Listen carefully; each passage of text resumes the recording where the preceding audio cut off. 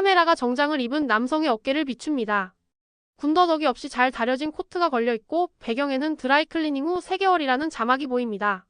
이어서 가까이 다가간 렌즈가 옷깃 안쪽을 비추는데 한쪽 실밥이 너덜너덜 풀려있고 어깨선이 무너져 있는 모습이 보입니다.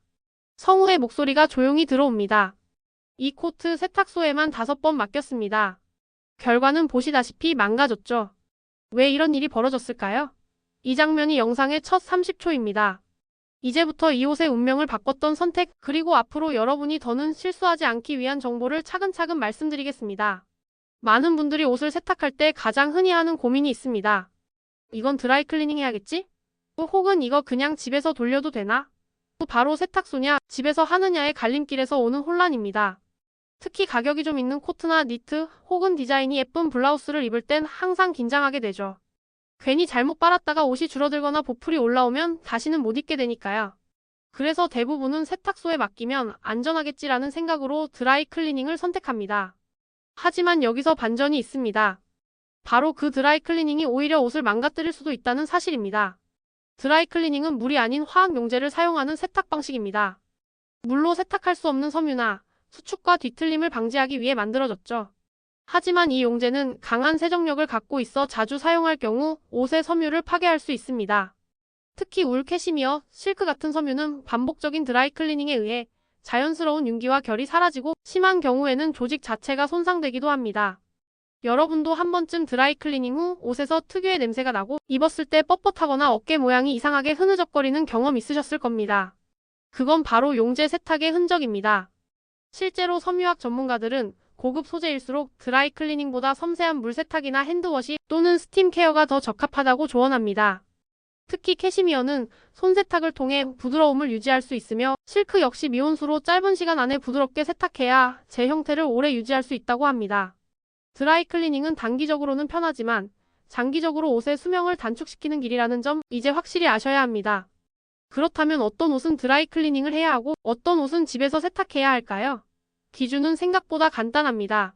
첫째, 물 세탁이 가능한지 확인하기. 의류 라벨에 있는 세탁 표시를 확인해보면 대부분의 정보가 들어 있습니다.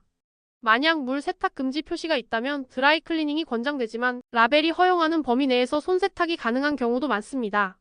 예를 들어 울 코트도 대부분 드라이클리닝 권장이라고만 되어 있고 절대 금지라고 명시되지는 않습니다. 둘째는 섬유 종류입니다. 면, 린넨, 폴리에스터는 기본적으로 물 세탁이 가능합니다. 반면 울, 실크, 캐시미어 등은 주의가 필요합니다. 그러나 이 소재들도 손세탁이나 울 전용 세제를 활용하면 충분히 홈케어가 가능합니다. 실제로 많은 의류 브랜드에서도 홈케어 가이드를 별도로 제공하고 있으며 제품 설명서에 찬물로 조심스럽게 손세탁 가능하다는 문구를 넣기도 합니다. 브랜드에서도 더 이상 드라이클리닝만이 정답이 아니라고 말하는 것이죠. 셋째는 디테일의 유무입니다. 자수나 프린트가 많은 옷, 안감이 정교하게 붙어있는 옷은 드라이클리닝이 안전할 수 있습니다. 반면 기본적인 니트, 셔츠, 코트는 오히려 집에서 세탁해도 무리가 없습니다. 단, 무조건 세탁기 돌리면 안 됩니다. 지금부터는 홈 세탁을 어떻게 해야 하는지 그 구체적인 방법을 알려드리겠습니다. 먼저 코트 세탁입니다. 울이나 캐시미어 혼방 코트는 절대로 세탁기에 넣지 마시고 욕조나 대야에 미지근한 물을 받아 전용 울 세제를 한 스푼 풀어주세요. 코트를 담근 후 꾹꾹 눌러가며 5분 정도 담갔다가 가볍게 헹군 후 수건으로 감싸 물기를 빼고 평평하게 말리는 것이 가장 이상적입니다. 특히 햇빛이 아닌 그늘에서 말려야 수축을 막을 수 있습니다.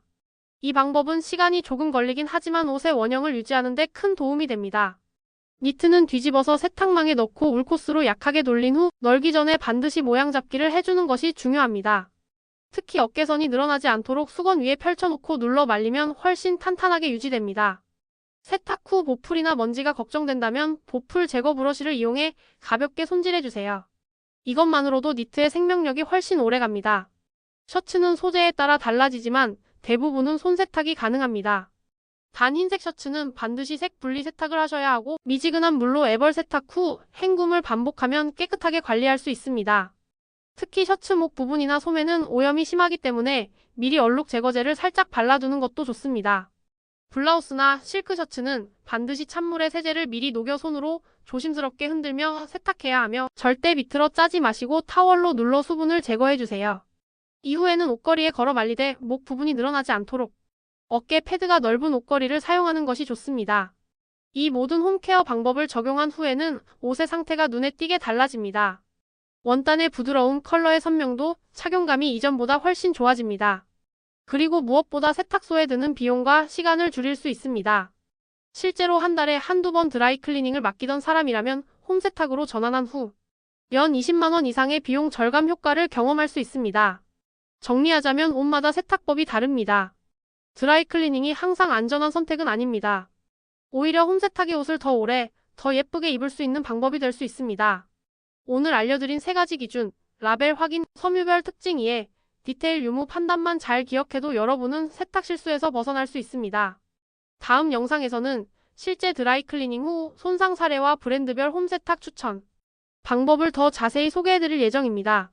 관심 있으신 분은 꼭 알림 설정해주세요. 오늘 영상이 도움이 되셨다면 좋아요와 구독 부탁드립니다. 주카 스페이스에서는 이렇게 옷을 잘 입는 방법뿐 아니라 잘 보관하고 오래 입는 법도 함께 알려드릴게요. 여러분의 옷장 이제는 똑똑하게 지켜보세요.